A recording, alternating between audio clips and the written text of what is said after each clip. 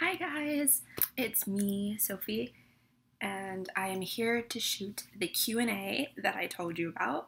We have lots of good questions. We're going to keep it super casual, and hopefully it's entertaining. Hopefully you learn something, or maybe you shut it off and go watch Netflix. So let me just get the questions up.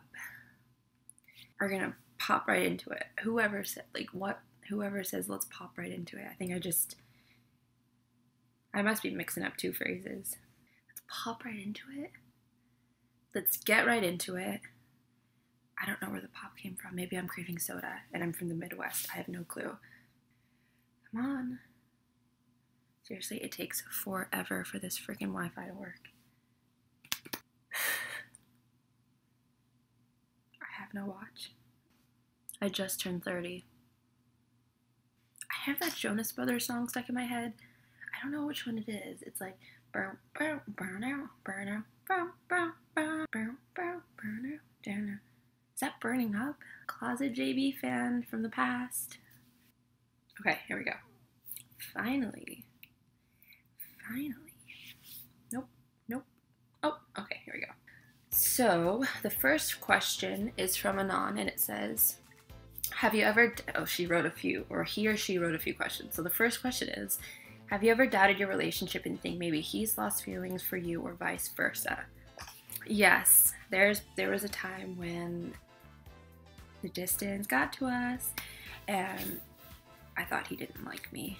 I thought things were different and it very much felt like they were different. And so I spoke to him and, it wasn't the case, but the distance can do that to you. It's not always distance. You can't always blame the distance, but sometimes it is. Sometimes there's that separation, and I know sometimes if it's been too many months that I can kind of forget what it's like to be in person with him. And it doesn't mean I lose feelings, but it's like I almost feel like it's not real life anymore, and I'm just going off of what feels like dreams almost because it's been so long. So that's happened before, but it's never been it's never done anything to us, or it's never been 100%. Also, what can you do to strengthen an LDR? What can you do to strengthen an LDR? I think definitely making time to video chat for sure is one of the things. If you're only texting, it can sort of be hard to actually feel like you're in a relationship. Not that you can't be if that's all you have, but I think Skyping or whatever form of video chat you can do, and actually having date nights and watching movies and doing all that stuff can really make you feel like you're being active in your relationship, and it's not just about text and it's not just about words, and you're actually seeing each other. And I think if you see each other, that can strengthen it. Communication, being honest, trusting each other, telling exactly how you feel as soon as it happens. If you're sad, tell them you're sad. If you're upset, tell them you're upset. If you're jealous, make sure you tell them why you're jealous. And just don't let these things linger. So being open and honest is really, really helpful. What's the best way to bring up to your long-distance boyfriend/girlfriend, I'm going to say, that you want to FaceTime or Skype because talking on the phone isn't enough? Hey babe, I want to Skype. Talking isn't enough. That's what I would do. I don't know why they wouldn't want to Skype you. I don't know why they wouldn't want to FaceTime or see you. So I really just think straight up ask them. It's not a weird thing to want to do. It's not an uncomfortable thing. And if they don't want to do it, then you go from there. But I think just straight up ask them. Really. And then lastly, if you feel your relationship drifting and feeling more like friends and significant others, what can you do? I think you can either break up, because if you're just feeling like you're friends, then you're just friends and you shouldn't be in the relationship anymore. But if you're feeling like you're friends because you're, the distance, like you said, is drifting you apart and you feel like you're only talking and that can be kind of like a friendship thing, then you just have to add the romance. Send those love letters, send those care packages, spontaneously Skype them with a date planned, have date night every week, or have cooking class together. What am I talking about? Cook together over Skype. Have that dinner date. Watch those movies, watch that TV, and just kind of be romantic. you have to have the romance, because if you don't, you can just feel like you're talking to a friend, you know? Love yous aren't everything, it's the action sometimes. Sorry, so many. Thank you so much. I love you two together in this vlog. Thank you, love you. It's not too many, don't worry. Another anonymous says, is there any routine to exercise at home that you would recommend? I can't go to the gym, but I want something I can do like 3 days a week. I don't want to lose weight, but I want to get fit and toned. You or me, because I don't really want to lose weight either. I just want to get toned up. Though I can stand to lose 5 pounds, but that's just my own mind. At home things, well, first of all, I really recommend like YouTubing videos, because like when I first started working out like for real 3 years ago, I was just watching Pilates videos, and not that you want to lose weight, but that's what helped me lose 15 pounds kind of, along with my walking. But the Pilates is what toned me up, and really all I watched was like Blogilates and Pop Pilates. It's this one girl on YouTube. So I really think like if you're at home, YouTube those videos, because they will just show you exactly what to do in your home, and you won't even have to imagine anything. You can just follow them. And I talk with my hands. God. I also really like to watch, what's his name? He does Tai Bo. Oh my God, what is his name? I'm forgetting his name so hard right now, and he's like one of the people I love so much. God, I can't remember his name, but just search Tai Bo, because Tai Bo is really, really, really good for strength and cardio and all that stuff. But then I would also recommend just getting a few pieces of equipment. Like I just bought this thing called I think it's called the Ab Roller Evolution, and it's basically like a thing you put together, and it just like you do ab stuff, which I think is phenomenal so far. I have a weighted hula hoop. The weighted hula hoop is really good for like toning the stomach. Then I just have like a bunch of weights and stuff, you know, for the arms. And then we have one of those like ab rollers where you like stretch out and stuff. So I think also buying a few pieces of equipment is really helpful. But yeah, when I'm not using equipment, I'm at home, I really follow these YouTube videos, the Tai Bo and the Pilates. And there's another woman who does like Pilates for celebrities who I follow. Her name is Tracy Anderson. She does a really good bunch of videos for Pilates when you're at home. And one of them I do is called like the advanced arm challenge, and I find that it really fucking hurts my arms, but that's good. And I also follow her ab stuff, so that's what I would do if you're at home. Anon says, how do you boost your self-esteem? What is your favorite, how do you boost your self-esteem? That's really hard for me, because I have like really bad self-esteem half the time. I think like trying to doll myself up sometimes helps, like because my self-esteem is usually related to like physical things, so I like put on lipstick or do my hair, and that helps me. I don't always, but I'll sometimes text Ross and be like, I feel down about my looks, and obviously he's really sweet and will just be like, what are you talking about, you're beautiful, I'm sorry feeling this way, but you're gorgeous, or like, you know, I'll just say anything I want to hear, which can help, but really I have to feel it, I've noticed. Or I'll work out. I think when I feel like I'm doing good for my body, then my confidence can come up. So like when I feel like I'm not just a slump and like just watching TV and like eating food, then I feel like, and then I actually get out there and like do my exercises or go for a walk, then I feel like I'm actually being productive in my body. And so then I feel kind of good about myself, I guess. So for me, it all comes from the body and just kind of doing good for myself. I'll put a face mask on for my skin or something, so I guess that's what I do.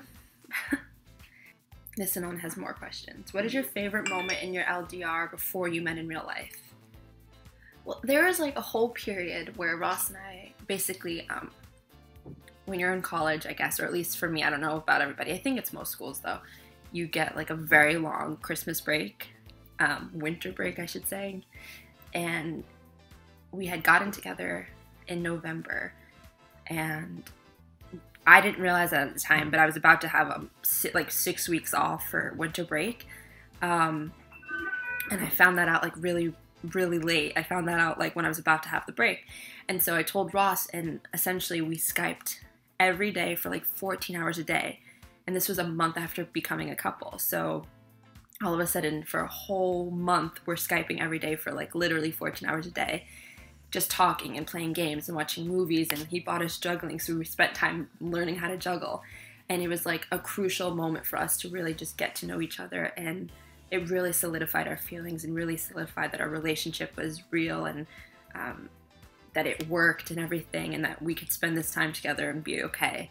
So I think just that period was really, really helpful and really fun in getting to know each other. How to mention meeting in real life without sounding pushy. Same anon. These are like funny questions for me, because I think kind of like, if you're in this relationship, why would that sound pushy? And I'm not saying you're wrong for feeling that, but I just can't, like, my brain can't wrap around the idea that like that would ever sound pushy, because who's gonna stay in long distance forever, or who's never gonna meet in person? For me, it just is one of those things that like, of course you're gonna ask, or of course you're gonna do. So again, it's like, hey, so it's been fun being together. I think we should meet soon. To me, that doesn't sound pushy. Like, I would literally just say, hey, I think we should meet soon, whenever you want or whenever you can. And I don't think that sounds pushy at all. I really don't. I really think it's a normal thing to ask, and you don't have to ask it pushy. You don't have to say like, hey, I think we should meet next week. There's the Brooklyn accent again. I don't know why everybody has a Brooklyn accent when I do an impression. I don't think you have to say like, you know, I think we should meet next week. I think we have to meet next week. Just say, hey, I think it's a good time to meet whenever you can. Let's try to plan it, because obviously, you know, you have to see if it works in person too. So I think just ask. Just ask. How to decide who moves to another country. I think a few factors play in this. Opportunity for both of you in work. Who feels like they can leave their family easier, where you guys think you'll be more financially stable, where you have more opportunities for not only jobs, but making money, I guess, and where you both really see yourselves living your life. So for example, Ross and I, it was always going to be New York, because Ross, before he met me, he's loved New York since he was like 10, and it's been a goal of his to live here, and I would never take that away. And if I can give it to him, I'm giving it to him. But also, where he lives, there's not a lot of job offers. There's not a lot of opportunities for the things that him and I want to do, which is like work in film and media. But obviously in New York, you can do all those things. You can make more money here, at least based on where he lives. So there's just more opportunity for us here, aside from the fact that he's wanted to live here. And we're both kind of mutual in the sense that we could leave our family fine. So that wasn't really a factor for us. So it really just came down to opportunity and financial stability and stuff like that. The next question is, let me try to say your name. Lamotejust? I'm probably really screwing this up. Lamotejusty? Oh God. It's Lemotejustee. Lamotejusty. I'm just gonna assume you're French, and I'm gonna say Lamotejusty. She says, for your video, if you could be with Ross anywhere tomorrow, where would it be and why? In my bed? Or somewhere that we want to travel to, because we'd be together and we'd be in the place we want to travel to. So like either Italy or New Zealand, I know he wants to go to, or like somewhere in South America, just like traveling together. That would be awesome. Or we'd be in the future. No, I don't want to do that. Next question. What is the hardest thing for you in LDR? That's a non. It's cliche, but just being apart sucks. It's hard when you have fights. It's hard when you miss each other to be apart. Yeah, just like the separation. It makes all these other aspects much harder. Like, things get blown out of context, and like it's hard to communicate sometimes, so that really sucks. Did you ever have a difficult time, and how did you solve it? Yeah, we've had many difficult times, for sure. Yeah, absolutely. Arguments, or like the distance with getting to me or getting to him or whatever it is, but you solve it by talking about it, and you solve it by working it out together. If you don't talk about it, it's never going to get solved. So I'm a big advocate for just like saying how you feel and trying to get things done. But together, you have to just talk about it, because then you can reassure him, or he can reassure you, or you can say this isn't working, or you can say it is working. We just have to, you know, make these changes or whatever. Blah, blah, blah. How to deal with it if your parents don't like your friend in general or your boyfriend. If they don't like them for reasons that aren't fair, like they're just like, oh, we don't like them, then you just have to just not let it get to you. You just have to show them how much this person means to you. You have to show them, not that you have to prove it, but just keep showing them that this is a good person and that you're being responsible and that you're being happy, and just let them see that. And if they just don't want to like them because they don't want to like them, then that's their own fault, and you cannot deal with that, and you cannot worry about that. But if they don't like them because like this person's a bad influence or this person's like shady or something, then you need to think about why they don't like this person and maybe make some changes in your own life. But otherwise, you can't let it get to you. And eventually, if they love you, they'll come around. Anon says, what's the longest you've spent together for a visit? A few times we've been able to spend 3 months together, which is the longest time he can spend in my country. In my country. Because I own America. How did you make it work with schoolwork, etc.? You just have to prioritize and manage your time. Oh, well, or you're asking me how I made these visits work. Well, usually we have visits when I'm not in school, so then we take school out of the factor. And then when I work, I just cut down my hours for my actual job.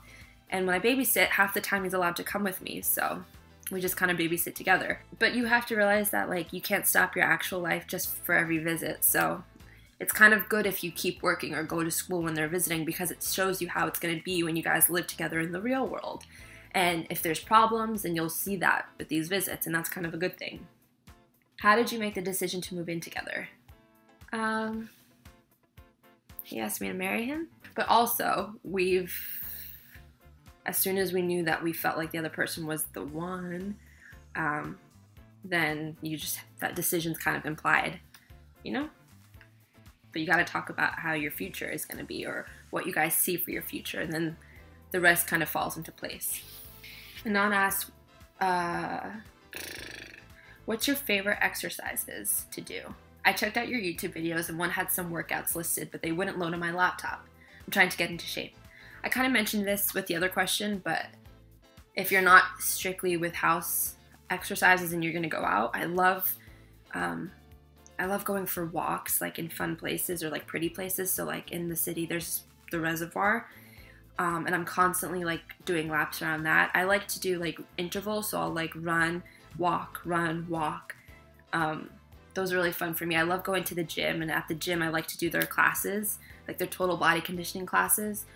Or when I'm just doing the machines, I do the treadmill for like 25 minutes, then I'll do the elliptical for 20 minutes, and then I'll do like the Stairmaster. Those are like the 3 machines I use. Excuse me. And then I kind of circuit the strength training machines, I guess, because those are all really good. So I like to use the like thigh machines and the leg machines, where basically your legs push some weight like this. I like using those machines. And I guess like there's that thing where like you have the weights on your back and you squat. I don't know the terms, guys.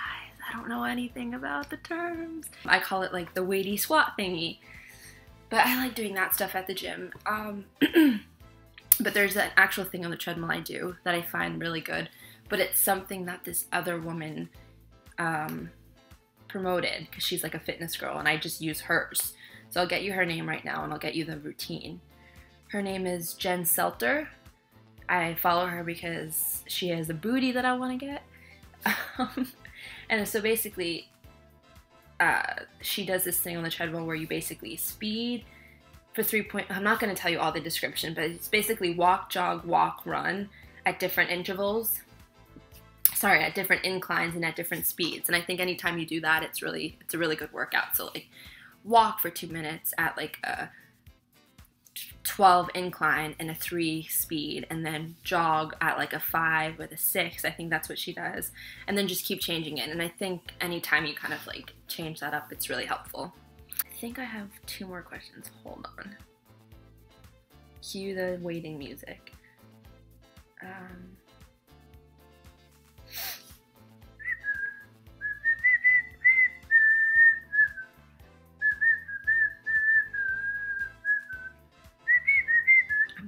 Whistler ever. Oh, my sweet cherry pie, yummy, says, Whenever boss flies there, what do you do in the meantime?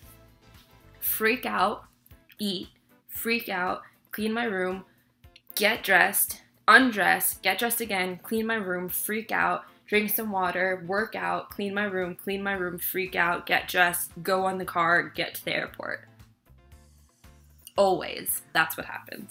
I think that's it, guys. If I missed you, let me know and I'll get to you the next Q&A. We should do this now and then. I hope that was enjoyable. I hope you learned something. Let me know if you want me to do another one in like 2 weeks or something. We can ask some more questions. All right? Bye. My dessert.